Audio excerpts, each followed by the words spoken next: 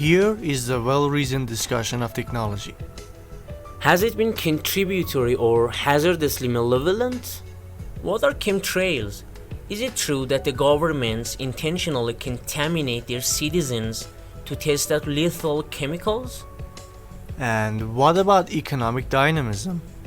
Why some countries are not developed? Is it because they can't or they don't want to develop? Is it insane to keep your country at poverty or economical to do so?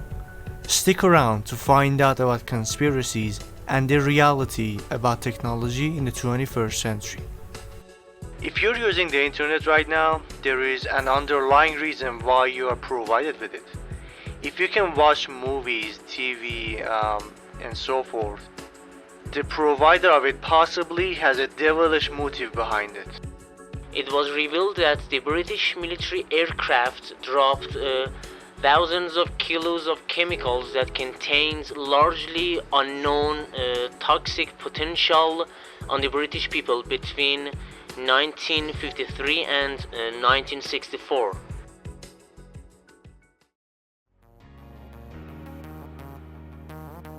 You're listening to Futuristic English, the podcast on which you can find almost every topic you're interested in, like fascinating historical stories and distinctive books and movies. Futuristic English, the channel which makes sure you don't fall behind in the world of books, movies, news, and amusing events which can amaze us. If you subscribe in our channel, you'll be able to make use of our superbly erudite episodes primarily made for English language learners.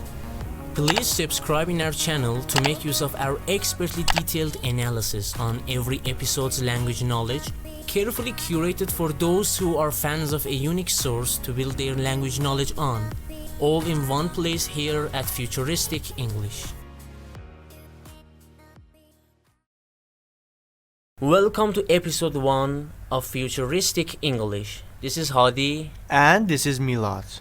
Today we're going to cover a topic which is very general yet controversial in human history, which we hope will keep you glued to your headphones by the end of the episode. That's right. I'm sure our listeners are fully aware of this topic. It's what our lives depend on. Well, our lives depend on a lot of things. Yeah, that's true. Have you ever asked yourself that what would this world look like in the 21st century if technology had not taken the course it took during history? Of course, it would look a lot less modern and jobs would be different.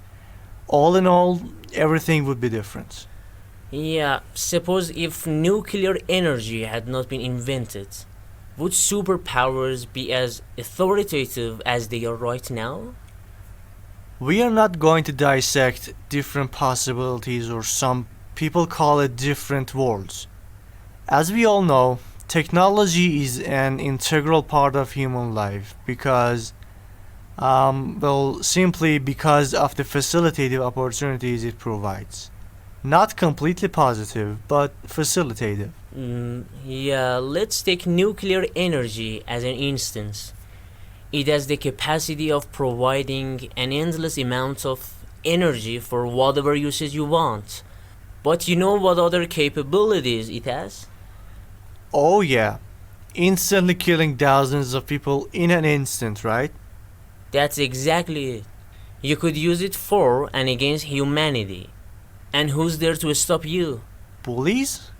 You can't call them bullies if they are stopping an evil from being taken place. Of course, on condition that the ones who are trying to stop you do not intend to use it against humanity. Anyhow, that's not what we're here for today. You see, there is a boatload of these inventions that we as normal human beings are using. Yeah. Another example would be the internet. Yes, it can connect you to people, to the media, and the science achieved by humankind during history.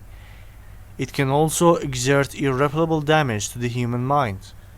Yeah, those damages include short-term attention span, damages related to eyes. In many in many cases low self-esteem, and those who excessively are in social media might suffer from cyberbullying, so on and so forth.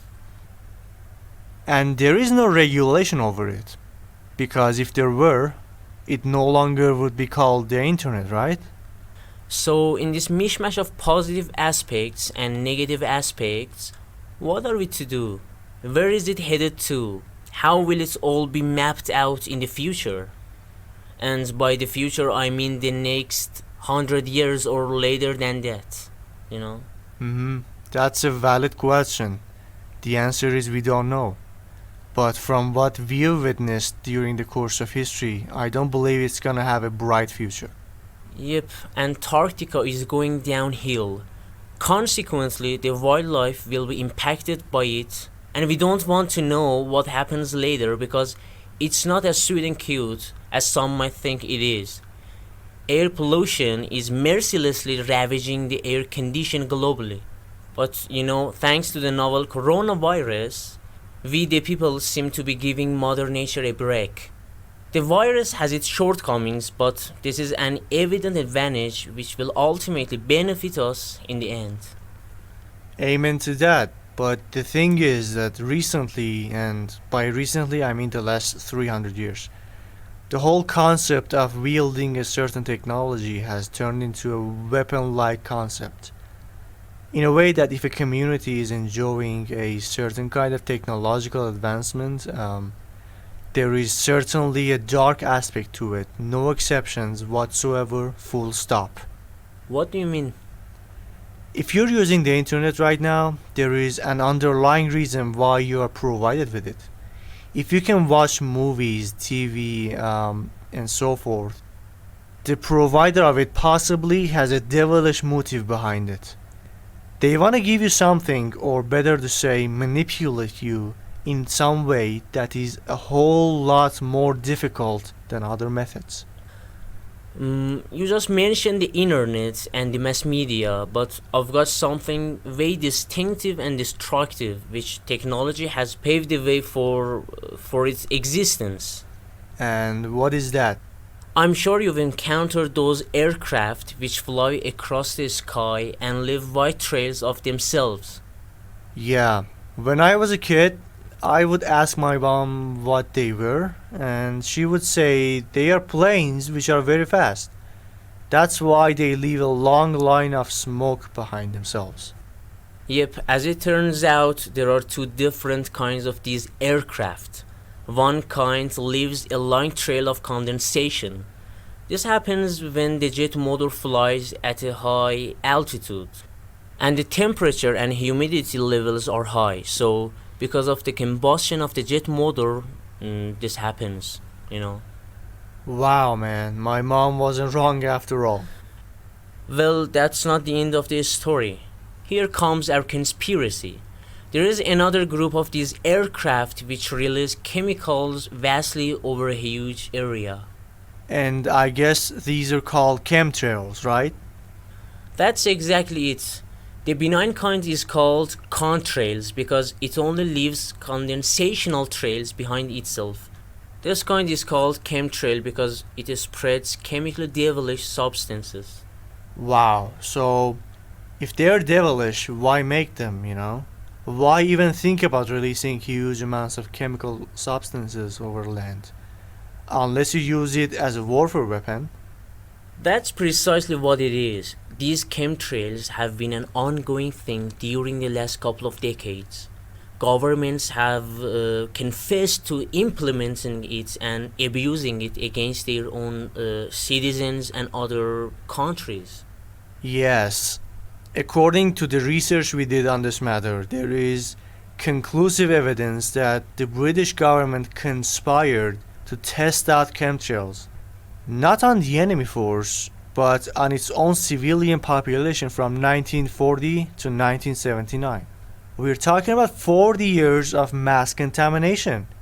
But why did the British government do it? They claimed that they wanted to know what would happen if Russia executed such a maneuver over the land of Britain. Wow, such a lame excuse, isn't it? Yeah, who doesn't know what would happen if something like this rocked the country? You will be contaminated with whatever that released substance includes. Right. So, according to The Independent, the British government carried out these tests for nearly 40 years. It chose to look at its population as guinea pigs for these experiments with more than secret 750 operations. Hundreds of thousands of people were subjected to these evil experiments in the UK. They call these operations mock biological warfare attacks from aircraft, ships, and road vehicles until 1979. Some of the population in a specific region in the UK reported intergenerational defects, meaning the newborn babies were born with congenital illnesses.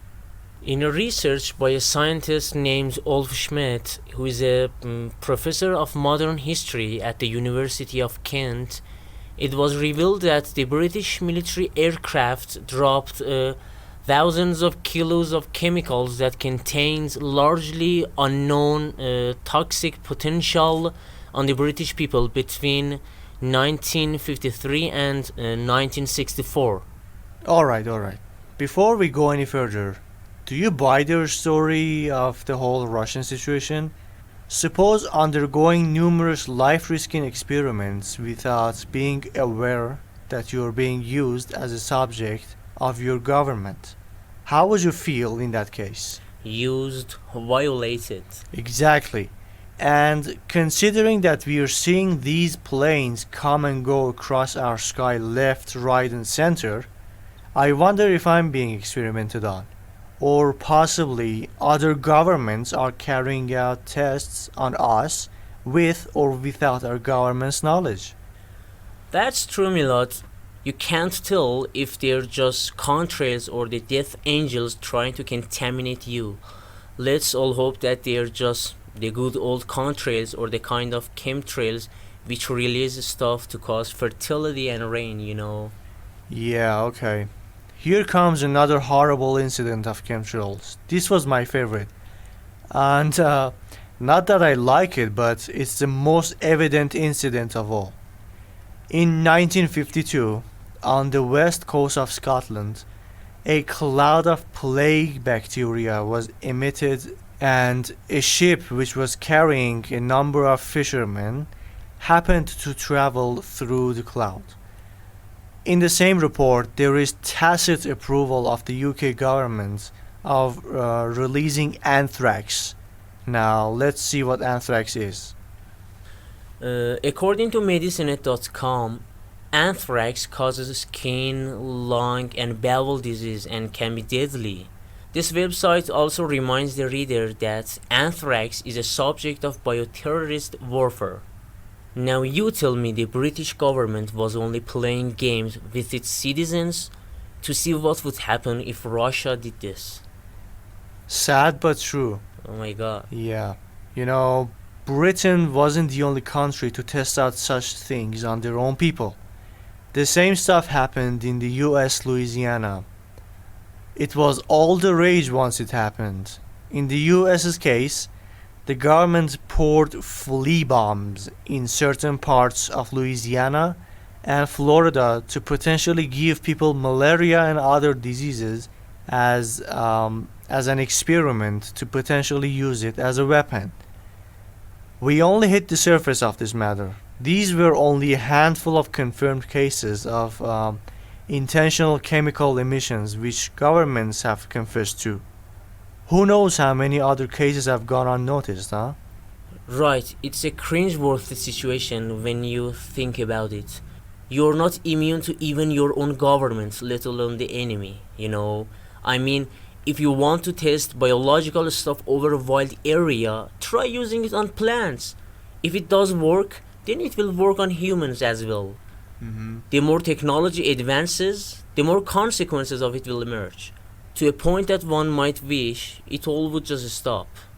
Yeah, but I think it would be unfair to put the blame on technology's essence, It's not technology trying chemtrails on people, it's people doing that.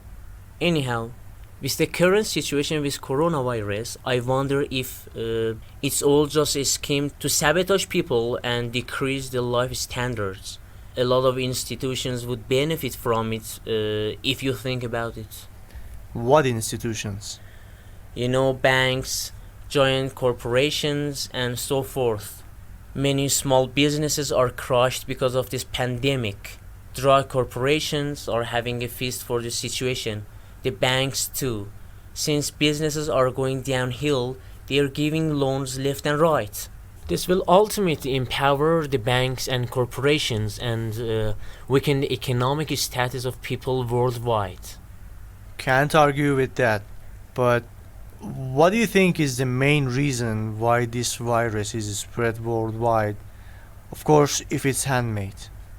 I think it's too soon to claim it is a handmade product of laboratory effort, but supposing that it is, yes. As I said earlier, many governmental and non-governmental institutions can revive their businesses and economic status.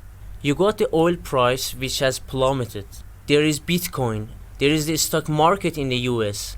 Many shareholders predicted the situation and dumped their stock and saved millions.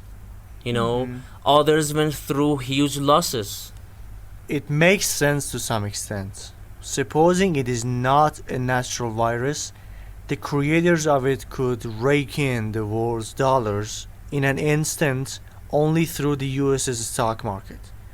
You know how else can governments rake in the dollars? I think I have an idea. Control technology, right? Yes, that's it. Now let's see how it works.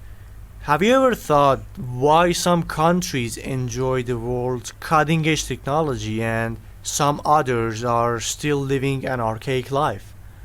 You might immediately think that this is because either a certain technology has stemmed from that country or it is because they have the physical capability to wield it. That is absolutely 100% true. It has a lot to do with the economic and social status of a country. But some other factors are at play too. Let's take electric cars as an example. I personally want to know exactly why in our country, in which metropolises suffer from air pollution and heavy traffic jams, there is almost no electric car to make up for it all. Of course, there are electric cars here and there, but an average person has to work for 50 years to be able to afford them. Yeah, that's a dire situation here, unfortunately. The existing car manufacturing technology does not allow people to live in that utopian world. But why is it so? If the car manufacturing department is monopolistic, then they can still manage the market via electric cars if they want it. But why do they not want to shift their assembly line to hybrid vehicles? That's a controversial subject that a lot of pundits do not want to get around because they're afraid of the consequences that public criticism might carry. But here we are talking about it because we want to shed some light on it. So here it goes. Sometime around 20 years ago, an Iranian inventor named Jamshid Aryan, for the first time in the history of the country, invented electric cars at a substantially low cost for Iranian society so that a lot of people could afford it without any significant trouble. After he introduced his invention in 4 different models, he unbelievably got rejected by the government of that time. This was the response he got from the government. Quote unquote. The US has not taken on manufacturing and commercializing hybrid vehicles, so we can't approve your invention. Imagine spending 20 years of your life and God knows how much money to be rejected by a government with this idiotic excuse. That's what the guy himself said about spending 20 years on this novel project. And because of that historically inexplicable disapproval by the government, thousands of people are dying of diseases solely related to air pollution. What could be the reason? I mean, does the government sell air pollution or make a significant amount of money by it? Who knows? Yeah, man, who knows? Of course, we do know how they make money in a world without electric cars, and if they stop manufacturing the gas guzzling vehicles, a huge chunk of the Iranian economy will be swept out of the game. And that industry, ladies and gentlemen, is the gas production section of the economy. Yeah, it was formerly gas importation, but now, according to the government itself, the government is self-sufficient in gas production.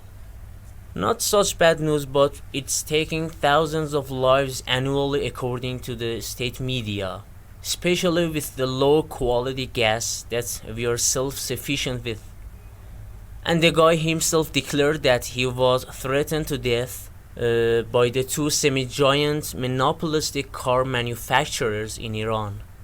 We did a lot of research on the credibility of the whole story, and we came across documentative and conclusive evidence, again declassified by the state media, that one of the people in charge who disapproved of this present day technology was someone whose husband was a gas importer for the Iranian government at the time. And in a not so coincidental turn of events, he decided that hybrid cars have no future in this country. So breathe in the CO2, Iranian people. Breathe it all in because hybrid cars have no future here. Yeah, anyhow. This was again the tip of the iceberg, and we only hit the surface in governmentally controlled technology. The same goes for similar countries to Iran. It's not something confined to this region of the world. But whatever it takes, I hope the 5G technology reaches here as soon as possible. I hope the handful of monopolistic telecommunications companies at least make money with the highest possible technology. No one objects to high tech anyway. I wouldn't be as optimistic as you are towards the 5G tech. How come? Well, it all sounds very glorious when you think about this technology. It is true that it's capable of delivering the internet 100 times faster than the existing 4G technology, and it might ultimately replace wires for its satellite-esque speed. Only a handful of countries have implemented this technology in some limited areas. China and a few European countries are the front runners in using it. It all seems like the heaven I want to live in. Wait for the rest of it. There's been a lot of dispute over whether 5G is a cancerous microwave. Hundreds of college professors have objected to implementing this technology at a high-scale level. Some others claim that the existing 4G technology has contributed to a mass brain tumor and Alzheimer's disease and other abnormalities related to the brain in the global population. With 5G coming, these abnormalities will increase tenfold in an immediate sense. Of course, this has all been nothing but speculation by far. Who knows? Maybe the ones who are opposing this technology are funded by some organizations which will suffer an economic loss if this thing is rolled out. It might also turn out to be inexplicably harmful. Okay, you know what? I might hang on to this 4G thing for a while now. But as you said, it might be just a war of nerves after all. Yeah, and if you pay close attention, there is a lot of skirmish over this game-changing technology. China has currently achieved it at a lower price, and Western countries have imposed limitations on Huawei for inventing it earlier than the West. It's a whole situation. Yeah, man. Speaking of limited technology, I personally have been nurturing this conspiratorial thought that whatever technological advantage our world is currently enjoying is completely controlled by a mysterious force. You mean like metaphysical force or what? Nah. Let's take our smartphones as an instance. I believe they were already invented years ago, but They were released to the public at a sluggish kind of pace, as if it was all managed that, for example, in the year 2007, the first smartphone should be introduced and over a course of 10 years, the whole industry must be released to the public at a certain pattern. What makes you think that? Believe it or not, I came across some evidence that somehow would approve the existence of 4G at a time in the future. This evidence belongs to years ago. It was marked in Denver International Airport. This airport was constructed in 1994, and yet there are signs of 5G tower in that airport. I got the chills when I saw that. That is scary stuff. Makes me skeptical of whatever happens around me. That's what I'm feeling. And allow me to make a prediction right here, right now. According to the well-known company Apple, in the near future, augmented reality glasses will replace the current cell phones that everyone uses. They say that the technology is so practical that no one needs their cell phones to call someone or text someone or even play video games. This is what I call control technology, ladies and gentlemen. That sounds like awesome stuff. Would you describe to our listeners what augmented reality is? Yeah, it's basically eyeglasses which are smart in their nature. The glasses work as screens and they add some virtual stuff to what you see through those glasses. It's a lot like virtual reality, but the difference is that you still get to keep your real world view and be able to see the time notifications if you happen to have any, and even play games with that. Okay. So what you're saying is that Apple has claimed that it will replace the current cell phones, and you think it's a correct prediction of the future? That's my thought on this. When a giant corporation which controls a big chunk of the cell phone industry makes a prediction like that, you gotta believe it. Okay. We covered a lot of subjects related to technology in one single episode. Yeah, but it's never enough for our thorough listeners. It never is. Thank you for listening to our first episode. A lot more will be underway in the near future. And don't forget to reach out to us. You could text our robot if you have any suggestions. And we would like to know what your favorite subjects are so that we could research into them and produce an episode based on them. Yes, it's been a blast. And also don't forget to check out our Telegram channel. We also work on different linguistic aspects of our episodes, such as vocabulary, grammar, collocation, and what have you. Don't forget to share our episodes and channel with your friends to support us. Yeah, that would be the best way to support this podcast. Thank you for listening. This has been Futuristic English.